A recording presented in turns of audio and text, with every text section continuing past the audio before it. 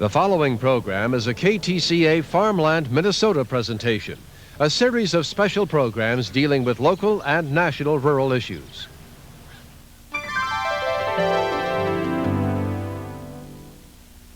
Almanac Extra is a production of KTCA for the Minnesota Public Television Association. Hi, I'm Jan Smaby.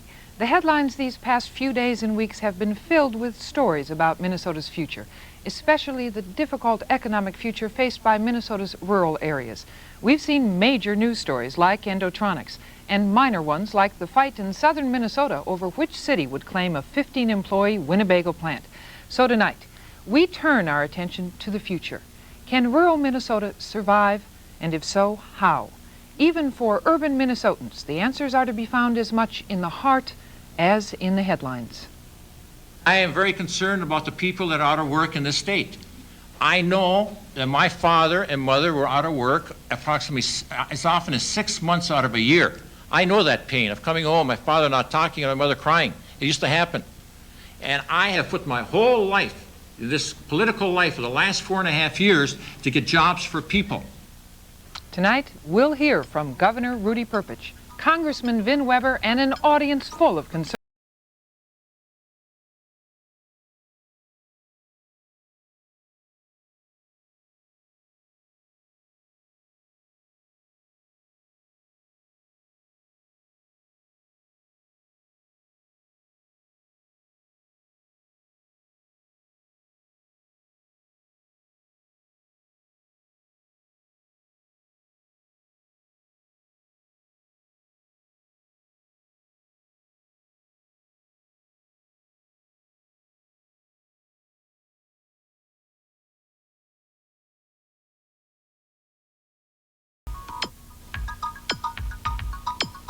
We start out Almanac Extra tonight by looking at some of the images of small-town life that we all seem to share. University of Minnesota professor Hy Berman was born and raised on a rural chicken farm, but has grown up to be a noted observer of small-town life all across Minnesota.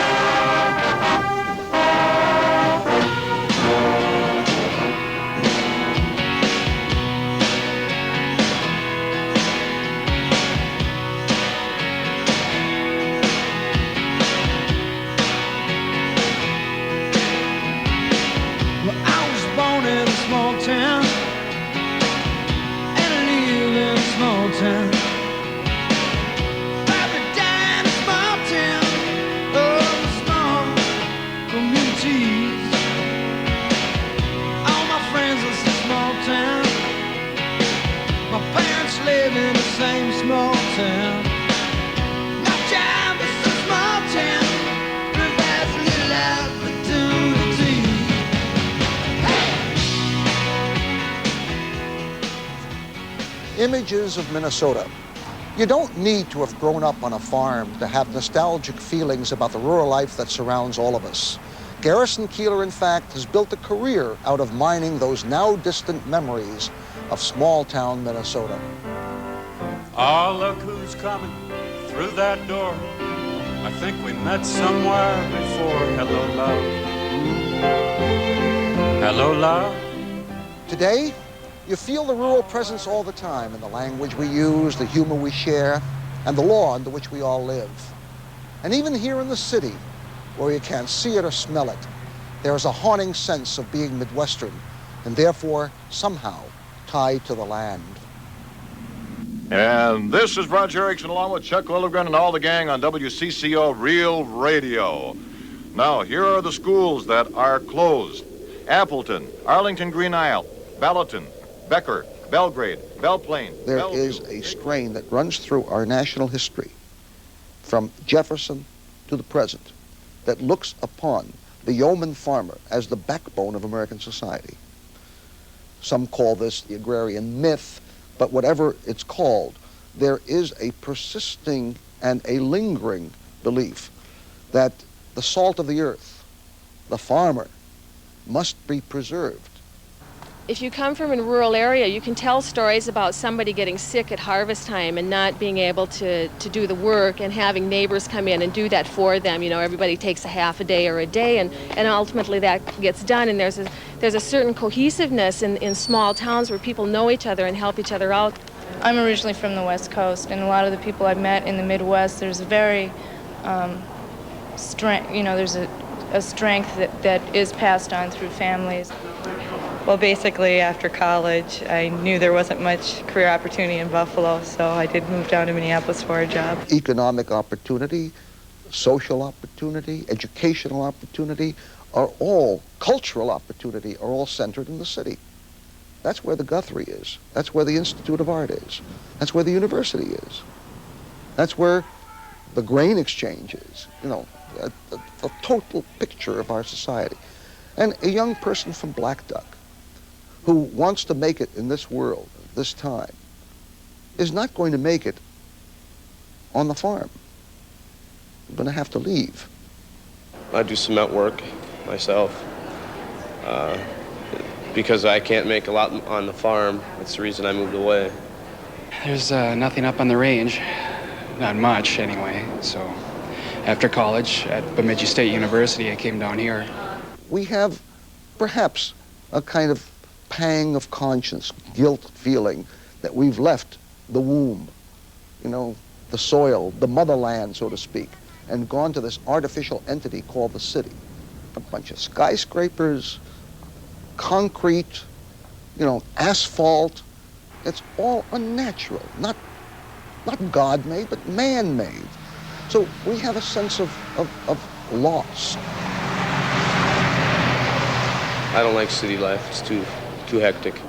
Too many sirens. When I moved down here, I felt myself speeding up. You could actually feel it. I'm used to it now. But I'm a little faster now. I talk faster than I used to. And increasingly, most Minnesotans living in the Twin Cities have only a vague association with rural America. So all they have is a kind of sense of family tradition. The differences between rural and urban values and rural and urban culture has largely disappeared already. And by the year 2002 will probably be gone entirely. The person sitting in his apartment in the towers in Minneapolis or in the farm home in Black Duck are both tuned into Dallas. And similarly, on a Sunday afternoon, is watching the Vikings. And he's headed for the end zone. Touchdown!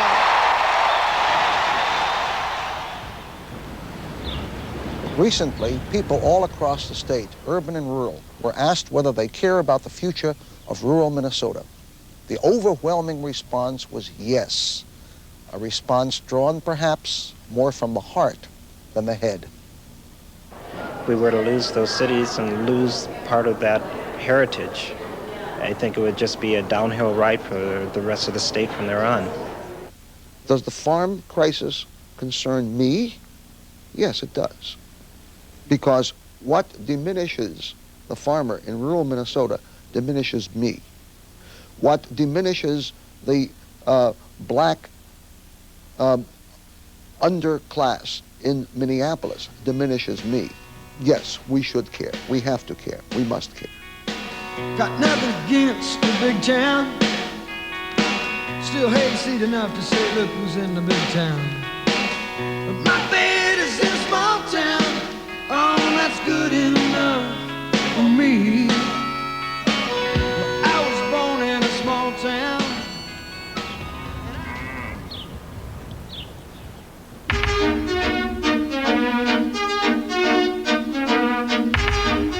If you're interested in reading more about rural life in Minnesota, there are many fine Minnesota authors to choose from.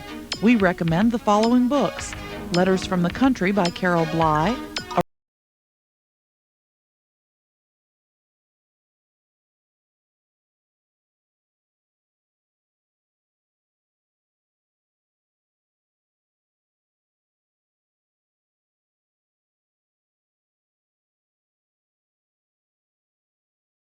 Many of us seem to share good feelings about small-town life. We have also grown accustomed to the stories of hard times. Foreclosures, plant shutdowns, and people heading for the city are nothing new. These are troubles that have plagued small towns for years. Towns like Green Isle, Minnesota, population 357. In the St. Patrick Day edition of the Star and Tribune, we read about Green Isle.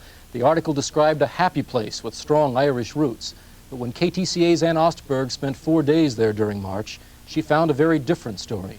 A small town in crisis. The mayor had quit, neighbors were in disagreement, and some believed that their Irish luck may finally have run out.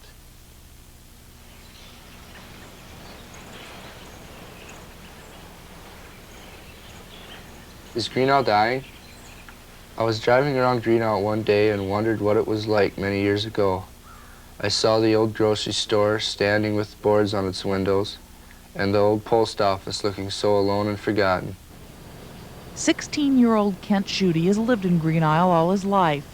His hometown shares the pain other rural communities have faced recently. Businesses closing, employers leaving, townspeople driving to the city to work. But Green Isle's biggest problem isn't just economic, it's lack of planning. Last year, the town faced a difficult decision, a decision that split neighbors and challenged local leaders. The battle was over a sewer system. Everyone has their own septic tank. The runoff, we have our lines where the runoff is. That's where our problem is. These lines are getting in poor condition.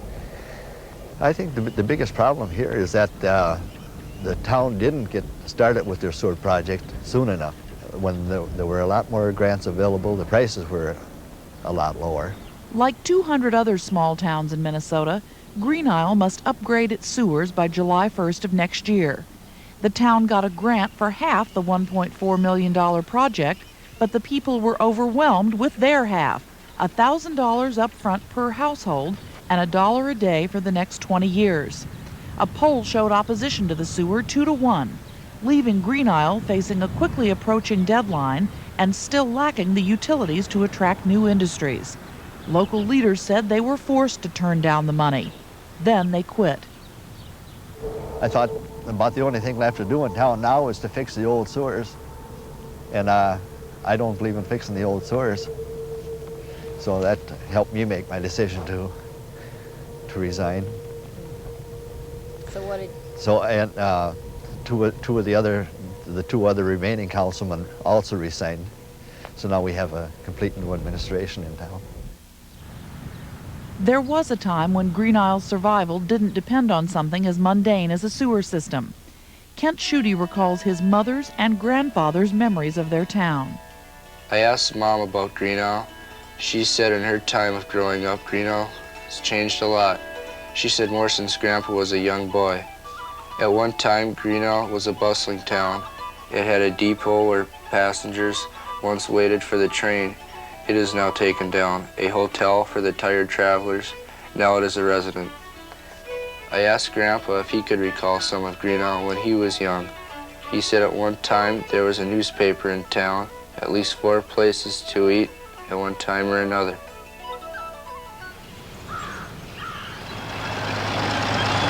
Throughout its history, though, Green Isle has depended on agriculture for economic growth. Don Ziegler says every aspect of the local economy is rooted to the land. You can go up and down Main Street, and when the farmers have good times, the small towns have good times. And when the farmer has tough times, towns, people have tough times. It's usually takes about 6 months. Hardship on the farm led to problems for Green Isle's biggest employer. Farmhand, a farm implement manufacturer, employed about 160 people during its 23 years in Green Isle. The community was crushed when in the fall of 1983, Farmhand packed up and left for Indiana. Since then, Green Isle has been frustrated trying to woo a large company to a small town. They've gotten our hopes up real high several different times. There was some more people that looked at it that sounded real happy when they came to look at it. They really had a lot of big plans, and they were planning on moving out here, but then they started getting hit with a few big lawsuits. We did have another real good prospect to put up a new building. We thought we had them all set to come into town too. We were going to put up a new plant where the lumber yard used to be, but another thing that fell through. The gates of Farmhand remained locked, and just across Highway 5, another employer has left a vacant building behind.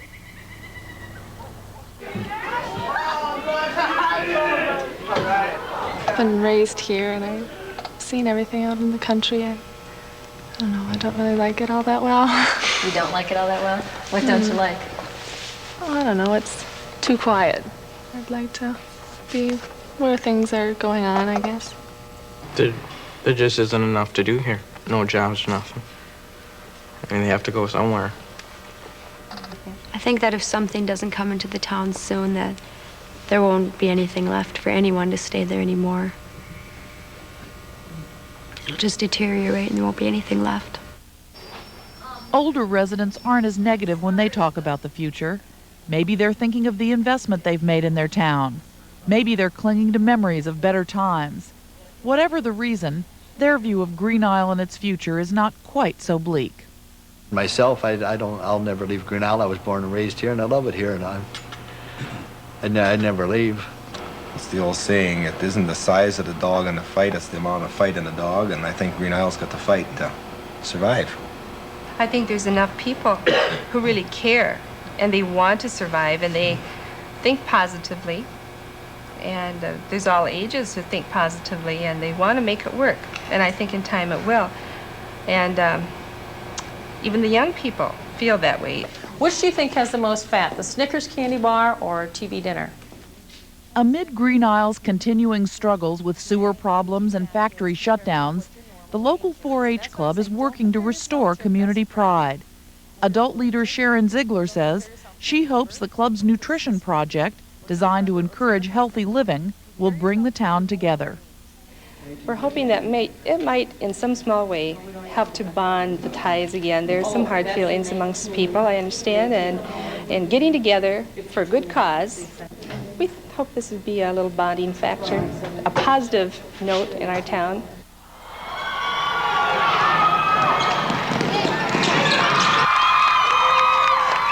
When you're older, you always look back and say, yeah, I grew up there.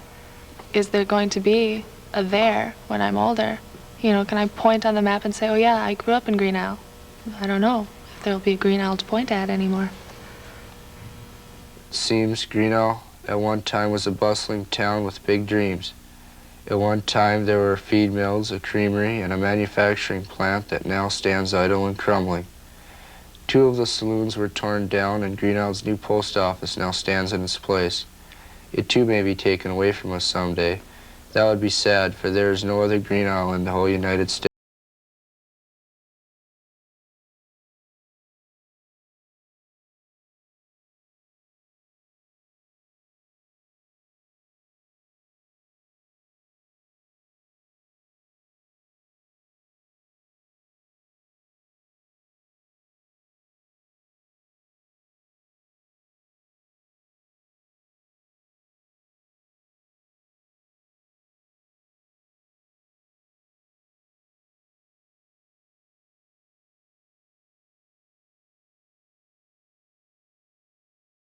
The problems in Green Isle are not limited to that one town. They are problems affecting communities all across the state. Wilbur Mackey is a former state economist. Thank you for joining us this evening. Like a lot of people, I'm sure, feel a certain sadness watching that segment. Is it just nostalgia, or will something serious happen to the fabric of Minnesota if towns like Green Isle do not prosper? Well, there's a lot of Green Isles in Minnesota, and this town is very typical of small towns around the metropolitan area.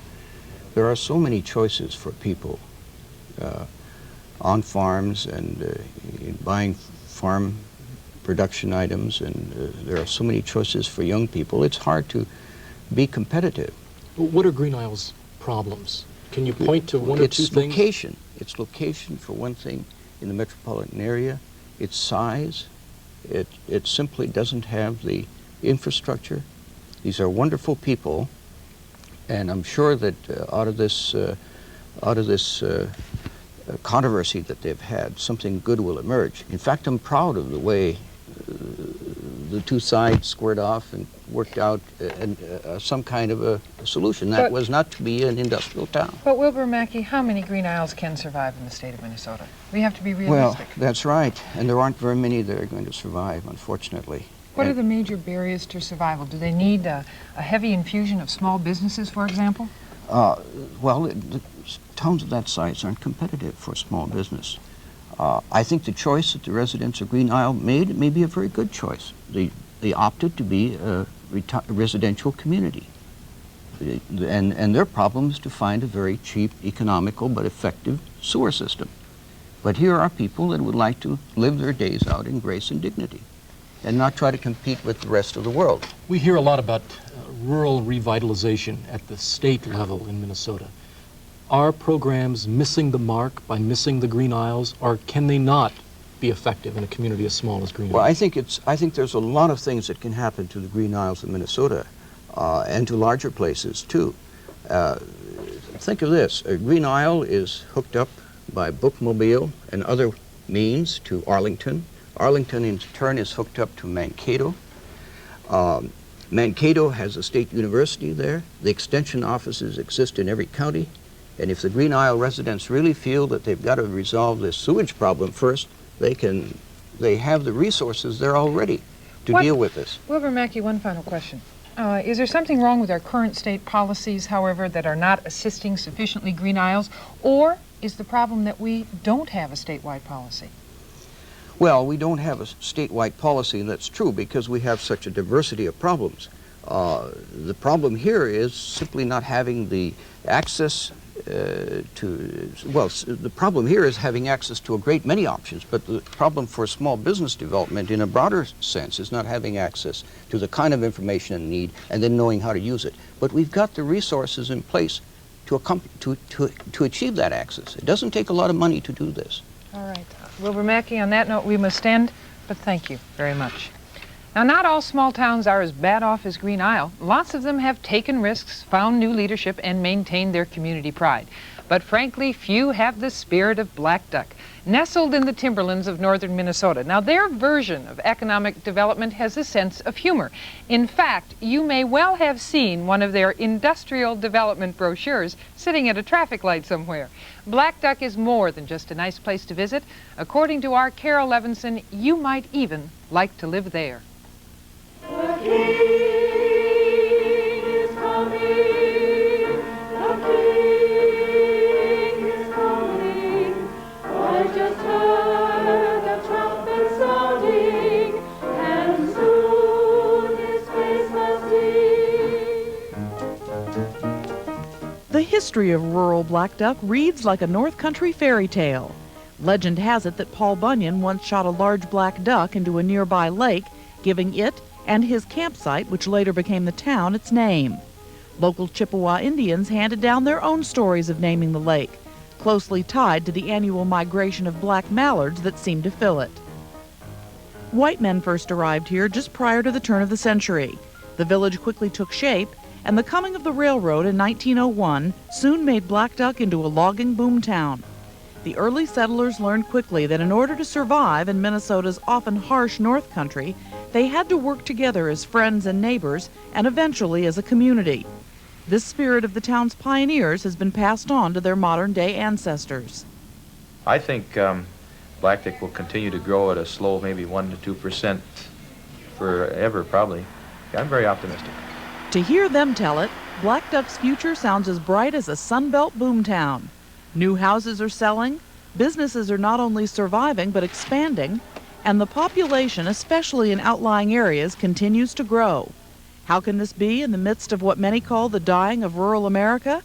If you ask many of the people who live here for the secret to their success, you'll often get the same deceptively simple answer: advanced planning. Every time a business goes out, as it has turned out here, we've been very fortunate. Somebody has the foresight to go in and whether not replace it with that type of business, with some type of business. So therefore, our storefronts are full. Future plans for their community are heard often over cups of coffee at the Outdoorsman Cafe, especially at the monthly meetings of the Black Duck Development Corporation. a volunteer group of civic and business leaders who first pooled their resources 13 years ago to raise money for a new nursing home. In 1980, they helped the city lure native son Ron Anderson back to Black Duck with an entrepreneurial idea that has since become the area's largest employer. But in the beginning, even his brother Keith remembers how they all had their doubts.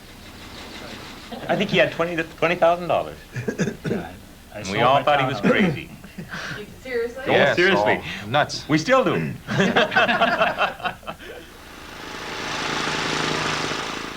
After spending 10 years with Stevens Fabrics in Minneapolis, Ron Anderson, a third-generation native of Black Duck, came back to his hometown with the money from the sale of his house and an idea for his own custom drapery business.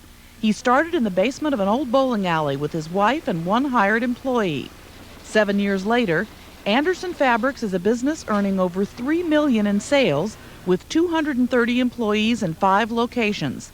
Anderson credits his success to the support he got from the whole community and their willingness to take a chance with him. There are so many opportunities in rural America today, and when a community really wants to get together and push for those jobs, they can accomplish anything. All they need is an idea and just take a chance. Despite the booming business stories, not everyone has had it easy in Black Duck. Farmers here haven't escaped the current farm crisis, but most, like Merle Nord, are managing to survive it.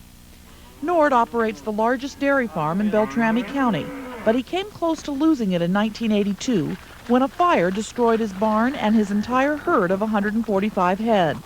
Refusing to give up, he and his family have not only managed to rebuild their farm, but they've also hung on to their faith in the future. I'm an optimist. I think it's tough, and it's going to be tough. I don't think that every farmer will survive. I don't think every farmer should survive, and I know that's a tough thing to say, but I think rural Minnesota is going to be here, and it's going to be a viable industry. Even with the optimism of men like Merle Nord and Ron Anderson, Black Duck faces the same problems and pressures that are affecting all of rural America today: a struggling farm economy, economic competition from larger cities, limited job opportunities, and declining enrollment, meaning fewer dollars in the local school system. As a member of the Black Duck School Board, Nord feels partially responsible for what has recently become Black Duck's biggest crisis. When I was elected to the school board, we had a fund balance in the neighborhood, a reserve fund, in the neighborhood of $1.2 million. Now, I've been on the board 6 years, and now we are down to close to nothing. Like many communities of its size, Black Duck School serves as the social, intellectual, and cultural center of the town, as well as its second largest employer. For years, it has been the town's pride and joy. But ironically, that excellent reputation may have led to a sense of complacency, and when the financial problems first surfaced, Black Duck failed to react quickly enough. Once you have something, you don't want to give it up, even if it means just a minor decline in quality, which is probably what we're talking here.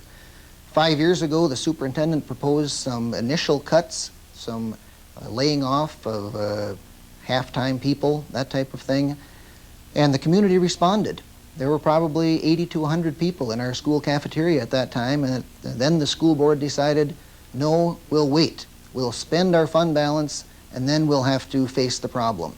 And unfortunately, that problem is here now. This is awkward for us because it's always been so good. We've never had any problems.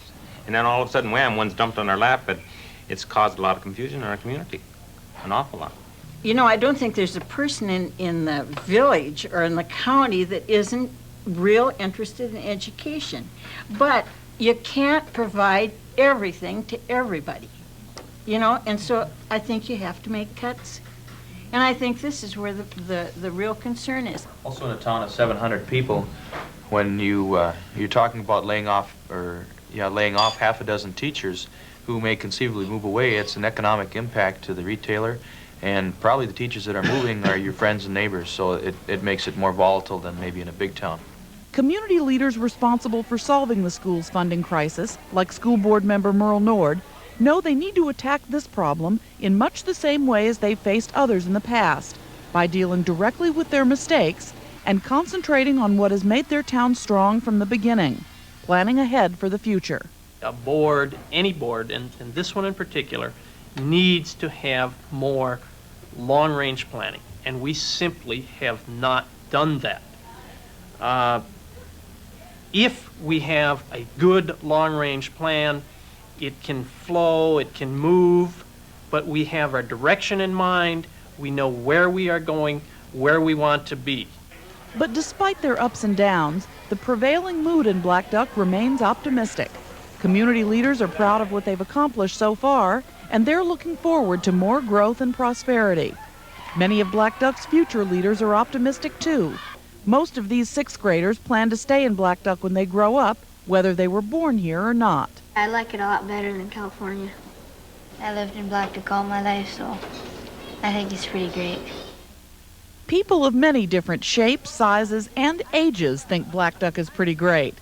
79-year-old Max Gillette came here with his wife 8 years ago, quite by accident. We saw a car with a sign on it that said, "Where in the hell is Black Duck?" And we determined to find out. It had a Minnesota license, so here we are. Well, we came into Black Duck knowing no one, and the people were so kind that we felt adopted. Tell me how old you are, Max. I'm 79 plus a couple of months. And tell me how old your children are. Well, my youngest is 9. My eldest is 55. In many ways, Max Gillette embodies the spirit of his adopted hometown. Businessman Keith Anderson sums it up when asked what advice Black Duck would give other small towns facing the pressures and problems of survival. You've got to keep fighting. You've got to keep fighting. You've got to cooperate. You can't give up.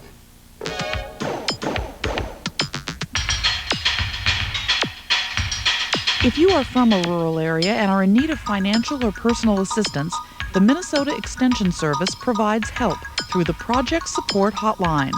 Call us at 612-642-1980 and we will forward your request to them. That number again is 612-642-1980. Now, Black Duck is obviously a small town that is surviving on its own. But do urban Minnesotans really care about what happens to Black Duck and other towns in the state? With us to talk about that is Governor Rudy Perpich, Blandin Foundation President Paul Olson from Grand Rapids, and our historian, Hy Berman. Thank you all for joining us. Governor Rudy Perpich, it seems as if the towns of Black Duck and Green Isle are almost going it alone. Now, what state policy do you have in effect today to assist those small towns? Well, there are a number of policies. I think in the agricultural area, of course, we have a number of programs that have been passed, and I've said on many occasions that if you're in farming, you're better off being in Minnesota than any state in the Union. Secondly, the overall policies are the DEED, Department of Energy and Economic Development, where they will help in putting a financial package together and almost full-time attempting to interest companies, corporations, to go to the small towns in greater Minnesota. And then third, of course, our effort now for the Greater Minnesota Corporation. I think that probably will be more meaningful than anything else that we have done in the past. Paul Olson, if we care as a community of citizens of Minnesota, what should the state be doing that it isn't doing? Well, I think we need political leadership that says that we are one state and all the Minnesotans count. Each person is an important human being, and we need to have a state policy that helps people climb the ladder as we have in the past. So I think we need political leadership, but we also need corporate leadership too. If I were a corporate chief executive officer, I think I'd think twice about when I bought things out of state. How much could we buy locally?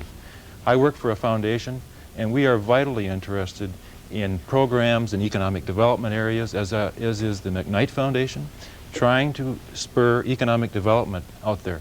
Not the kind of economic development that you think of in terms of a big fix, but the kind of economic development that grows from within. Just like human beings grow from within, I think Minnesota communities will have to grow small from within with small startup ideas or expansions. Now, Hi, Berman. I'm gonna call you our Charles Kuralt of the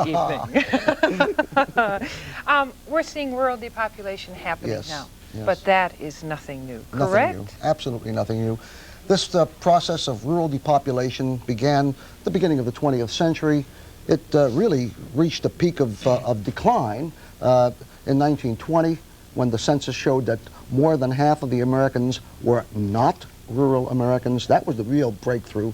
And then since then, it's been just precipitously fast in the downturn of the proportion of people on the farm. We are now at about 2% of the total population that are actually engaged in the production of food and fiber. All right, now if we're talking about here, do Minnesotans care? And I'm sensing that yes, they do. Yes. But I tell you what, last Friday night on Almanac, we took an unscientific poll of our viewers. We asked them to call in response to the following question. Would they be willing, if they lived in an urban town of 2,500 or more, to have their personal income taxes raised by $50 if that money were to go to help rural development? Let's hear a couple of the responses we received. As a head of household single wage earner, when I was in my own personal crisis, there was no money for me. I would object to that being specified for rural people. Also, when the farmers were making money, there wasn't anyone concerned about people in urban areas who were not doing well. I'm calling from Burnsville, and I'm voting on the $50 for the rural areas, and I'm ardently against it. How much more money does the range need? Do they want to pave their streets in gold? All right, Governor, you indicated to me just before this segment started that you took a poll and that by and large your poll found that people were in support of helping rural Minnesota. That was in November, the Hart poll, and that was very scientific.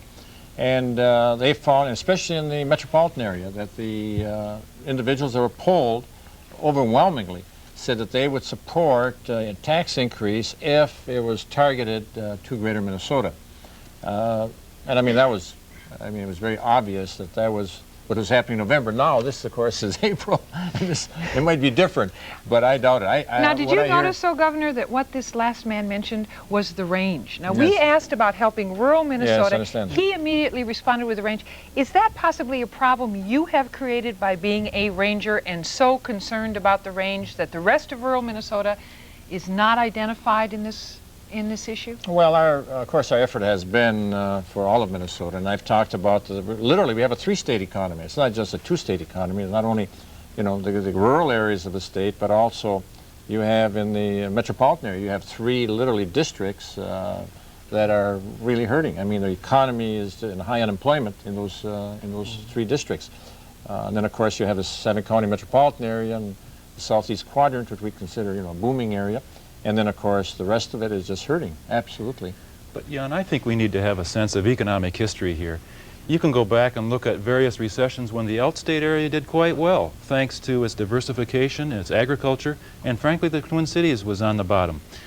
We didn't have Outstate people calling up to say, hey, let's write them off in the Twin Cities. I think we were one state, and I think we need to impress upon people that we are larger, we're broader than one person. We have to look at all of Minnesota, and every Minnesotan counts. Nor do I think we should take too seriously two calls that came in at random. I think that there certainly there is a strong feeling of empathy for people in trouble of all kinds, and particularly rural people in trouble because of our background, historical background, and so on. But I think also we have to see the rural crisis really in the context of the crisis of rural America, not just rural Minnesota. I mean, this is not just something that has hit this particular state, and it is not only this particular state that's suffering. It's the totality of rural America that's in crisis. I think we have to remember, again, going back to some economic history, the way we licked inflation was to open the borders, to open the floodgates to let a lot of foreign goods flow in. It very effectively drove down the rate of inflation through international competition. We're still digging out from under that type of competition. We're in a transition. We need time, outstate, as they do in the Twin Cities. But we're in the midst of an economic transition, and I think Minnesotans have to hang tough and together. Paul Olson and Hi Berman, I need a quick yes or no to this question to each of you. Do you think that we're going to have to lose, however, some green aisles along this road? Yes, certainly. All Each right. community will Hi. have to discover. Unfortunately, yes. So we're going to have to let go of some of that. Paul Olson, Hi Berman, thank you for joining us. Governor, stay with us. Now, we did ask the question, do you care about rural Minnesota of the people in the Twin Cities? And we did get a wide range of responses. We'd like to share a few of these with you now. The cities are fine, they're a beautiful place to live, but part of what makes Minnesota Minnesota is the rural community. It's our future. I mean, that's rural Minnesota. I mean, farms, that's where we get our food. It should be a concern of anyone. Oh, I think it's just the idea that somebody out there with just a piece of land can provide for themselves and also provide for their families and earn a living. I think it's real romantic. I don't think you want to lose that. Rural Minnesota, what is that? I grew up in Buffalo, Minnesota, dated a pig farmer and a cow farmer for many years, and really care about the community and the strength that they were able to give me to come down to the Minneapolis area and start a career. Well, I guess I haven't given it much thought. I live in the Twin City area, and everything I do is within the Twin City area, so I haven't given it a lot of thought.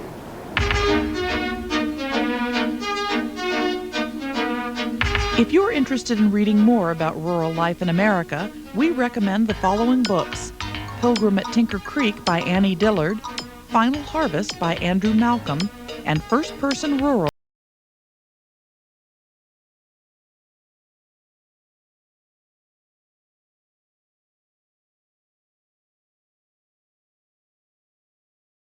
Ones we just saw, the question comes to mind, who will be solving problems in rural Minnesota and who will be deciding the future of small towns? Congressman Vin Weber joins us to speak on what the federal government should be doing. The governor is still here, and we have the regular Almanac political panel. DJ Leary, a well-known DFL political consultant. Wyman Spano, a lobbyist with DFL connections. Chris Sanda, an independent Republican from Staples who is also with the Minnesota Family Farm Institute, and David Jennings, former independent Republican Speaker of the House. Welcome, political panel. Congressman Weber, a special welcome to you. And let me begin with you, Congressman. What do the communities need in your home district in Minnesota right now? Well, I think that there's a question of your philosophical approach. We want to see the people in our communities have the maximum control over their own destinies. I think you need a couple things. First of all, you need a farm policy that returns profitability to agriculture. That's a lot easier said than done, but it is an absolute essential. Second of all, in my part of the state, we want to see a general economic climate in Minnesota that enables those communities to go out and attract business and industry and development. We think the tax burden is too heavy in our part of the state, but across the whole state for that matter, and we think that we need some reductions in taxes in this state, reductions in the burden that we place on business so those communities can go out there and compete and not have to come to the state government for subsidies or anything else to help entice businesses into those communities. Governor Rudy Perpich, you've just heard Of course, if that worked, then South Dakota would be booming. No, seriously, if that's what it takes, but it's much more than that. What is it much more than that? Well, of course, it's a foreign policy, it's a policy that should have farm policy. There's a number of things that are occurring to us as a nation. It's not just in agriculture, it's happening in steel, it's happening in How much can basic... you really do as Governor Perpich, and how much can the state really do? Well, we try to take as much pressure off as possible, and we've done it in our legislation as far as farm legislation is concerned, and we're also addressing the thing as far as taxes, business climate, job climate, and what have you. But what has happened to us is that they've hit us at one time. I mean, we were just like a milk stew with the three legs. We always had the Twin Cities, which is kind of the industrialized area, then we had the natural resource area, and we had the agricultural area. And if one was down, it seemed like the other two, you know what I mean? It was a, but what happened like in '83, all three got hit. And as a result, down we went. And that's what the problem is. If we just had the problem, say, in the natural resource area, and agriculture was doing great, like when I was governor last time, that kind of helped out in the Twin Cities, and we were booming. I mean, money was coming in, and everyone was happy. But then in '83, we had the industrialized area, the small industry, light industries, and then we had agriculture, and then we had the mineral area. Everything at one time. And when we went to Washington on the Farm Bill, that's what we asked. Give us about 5 years so that we can get this thing turned around. There are a lot of black ducks in Minnesota. Believe me, there are. And you can see it. You can see how Moorhead's turned around. You can see what Duluth has done. So you have hope. You have hope. Yes. You have hope. But Yeah. why, Spano, you were going to jump in? Well, I was going to say, isn't the reality, I mean, isn't the demographic reality that in the next census we're going to be seeing far fewer people than we saw in the last, and in the one after that far fewer people than we saw in the last. Farm, you mean? Living on the farm, living in the black ducks, living in the small towns. Well, aren't we depopulating all of our natural resources? There's been a decline in the number of farms that goes way back since the last census. The question is, can we have economic policies that will enable those rural communities to diversify their economic base?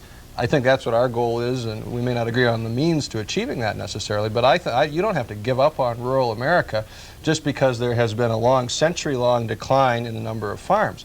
I don't think that we need to have that decline continue, frankly, because I think the scale of agriculture could well be more profitable at a smaller level if we had some policy changes. But regardless of that, you can't give up on the hopes of those communities to build alternative sources of an economic base. Now, Congressman and Governor, DJ, hang on to your question. Don't forget it. But I tell you what, I want to toss to the audience, if I can. Wonderful. Patiently waiting all this time. Could I just mention one thing? We've lost 22,000 in 3 counties in northeastern Minnesota in the natural resource area already. 22,000. Are gone. People are gone. Wasn't all that right. all farmers? Rich? Northeastern Minnesota. Northeastern Minnesota. Yeah. Rich, let me toss it to you because we do have some questions from our audience. We do have people out here anxious to ask questions. I'd like to ask one first, if I may. We talk about rural revitalization, and then we talk about farms. And we heard on the segment from Green Isle, Don Ziegler say, as the farm goes, so goes the community. Is that still true in rural Minnesota? Well, shortfalls, of course, are occurred. You can almost track it with what's been happening on the farms. If the farms are doing well, we'd be in gravy, so to speak. So you do believe that? It I don't really know, is it's the a big farm part of economy? I don't think there's any question that the farm economy is the linchpin. The farm is the linchpin of the rural economy. But there's more out there. We heard the people on the tapes talking about the need for jobs. We heard particularly the young people who are planning to leave rural Minnesota talk about the need for jobs.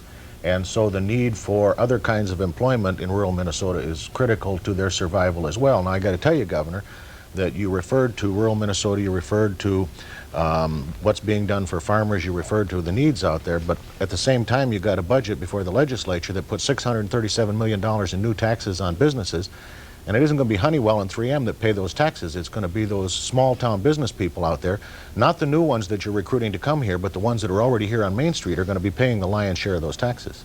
And the numbers they pay per business may not be large compared to Honeywell or 3M, but for them it's big money.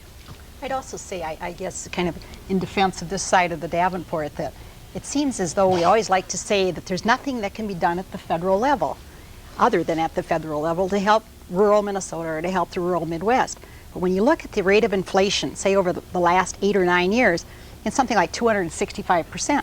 But you look at the rate of state spending, and it's 965%. So I guess after saying that, I'd like to pose a question to you, Governor. And that would be, what is your attitude about state spending on programs for rural Minnesota, as opposed to the idea that we Republicans like to advance, that what we have to do is stop taxation? Well, we've been reducing taxes. We'll be out of the top 10 in every category, and if everything goes right at this legislative session. We have the lowest rate of spending as far as the increase in, 20-some years. Again, if that was a fact, if that's what's causing the problem, South Dakota would be a mecca. And it isn't. South Dakota has a lot of problems. North Dakota, Wyoming, Montana. I mean, Minnesota is the one bright light in the whole Midwest, all the way from Pennsylvania to the state of Washington. It's much more than that. It is world markets. It's the fact that we are now, they've opened up our borders and won't give us time to adjust.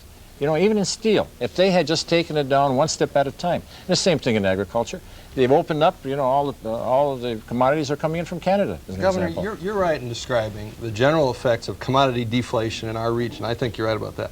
But I don't think you're right in talking about the impact of low taxes. Let's not look at South Dakota for a minute. The highest growth states in the country, if you look at the whole nation, are places like New Hampshire, Massachusetts, some of the southwestern states, not necessarily energy-rich states either, but states that have had major tax reductions. And you have to concede that there's some correlation between reducing the tax burden on the private sector of the economy and enabling that private sector to generate jobs and employment. Massachusetts doesn't qualify. Massachusetts wouldn't qualify. As a tax reduction state? Sure they did. Proposition 2.5, they slashed taxes. We do have questions. Governor, we better get over let's at least get 1 or 2 questions in. Rich? Good. Morris Leesky. I'm from Henderson, Minnesota, and I guess I'd like to direct this question to Vin. What specifically do you think the federal government's role should be in helping small towns and villages? I mean, should all small towns receive federal assistance, or does somebody have to determine if some should just be left to wither away, or what's your opinion on that? I specifically don't think that you want the government at any level making decisions like that. I think you want consistent policies across the board that are going to enable every community to have the same tools at their disposal. I do think that there are some things that the federal government can do. I'm a strong proponent of the rural enterprise zone legislation that has been languishing in committee now for 6 years, which would help areas of particular population loss or where income has been destroyed because of the farm depression of the last few years. I think that there are other things we can do to help diversify the technological base of the federal government, where we have legislation in which would create rural technology centers to help bring products online, new products, and help develop new small businesses. But by and large, I don't think the federal government wants to be picking winners and losers, whether it comes to individual businesses or individual communities. I think they want a consistent policy. Let me answer that from another point of view, though. The fact of the matter is I'm about as hard-nosed a politician you're going to run into. But I'm a dreamer on one thing. I believe that people in Lincoln County, Henderson, Minnesota, have a right to residence. And this government, whether it's the federal or state, has not used the advances of our technology to give them the best opportunities for the best education, the same as their cousins get in the city, the best medical care. My mother in Marshall has cable television, but she can't get a medical alert that she can get in the Twin Cities. You ought to go and down we haven't used this thing. They've got a right to have the best thing and still we're doing exactly what you want. We're bringing high technology education to all that area you just talked about by applying high technology through the state university system and others to try and bring the best education we can to the smallest communities. But through the farm policy, this Reagan administration has turned out the lights, pulled down the shade, said goodnight and goodbye to rural Minnesota. Every turn. They've cut out the country elevators. They've cut out the all the commodity prices. They've done away with the highway post office. A little minor thing, but you get your mail overnight on the thing, and it meant jobs in rural Minnesota. Well, you'll be happy to know the Democrats now are running both the House and the Senate Agriculture Committees, and they're the ones now that are refusing to take another look at the farm bill. You found that out when you went out there, too, didn't you? The Democrats don't want to reopen this farm bill now, do they? Let me bring this back to something that you mentioned a few moments ago, and it's something that, frankly, hasn't gotten a lot of media attention, and that is the Greater Minnesota Corporation. Yes. Basically, what is it, and how do you intend to fund it? I understand there are rumors about that you are thinking of maybe using a lottery to fund the Greater Minnesota Corporation. Is that correct? Yeah, but that's 2 years for, you know. But you would like to see lottery be used as a potential source of funding? Absolutely. The only way you're going to make an impact is you have to have meaningful financial support for that corporation. It is going to work, the Greater Minnesota Corporation is going to work with the post-secondary institutions, and we're talking about applied research. What do you do with the product to get it in the market? In other words, the commodities like corn or whatever.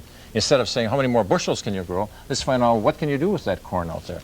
And the second part, of course, will be that we will help if someone, as this develops, as the technology develops, that we will help as far as marketing. And then, of course, the venture capitalists and the banks will have to take over from there. And I believe what's going to happen in Greater Minnesota is that those communities that have a post-secondary institution are going to be regional centers. The rest are going to be bedroom communities. And you're going to have one on a farm, and of course, one spouse working in the communities. But Governor, when you finish this research and you've now got a product that I, a small entrepreneur out there, can take advantage of and maybe produce and create some jobs, what about the fact that I'm now faced with workers' compensation rates and unemployment compensation rates and corporate income tax rates and alternative minimum taxes and all sorts of other obstacles, financial obstacles that get in the way of me being competitive with a guy who does business someplace else producing the same kind of technology? Well, the same laws, having the technology is nice, but if you can't afford to stay in business, what good is it? Sure, same laws are applying in a metropolitan area. And the reason that the metropolitan area is doing well, again, is because of the University of Minnesota, the educational establishment we have here, and the research that was done, and all the spin-offs.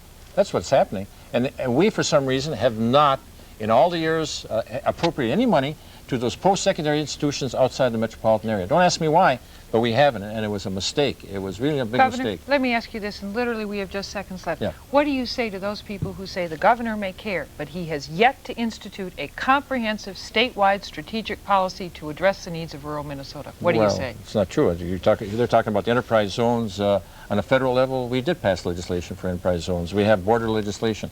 We have done a number of meaningful things as far as rural Minnesota is concerned. Absolutely. Finn Weber, are we just going to be victims of federal policy and international trade in order to get out of this? And I need a quick answer.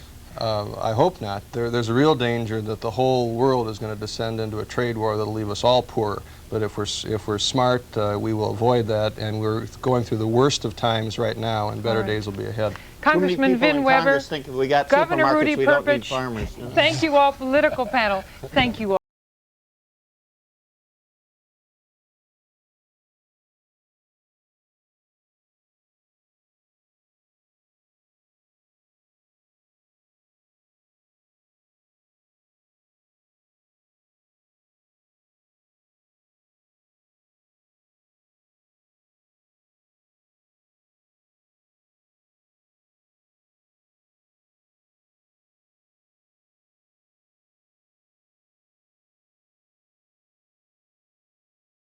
Politicians, the administrators, and the futurists.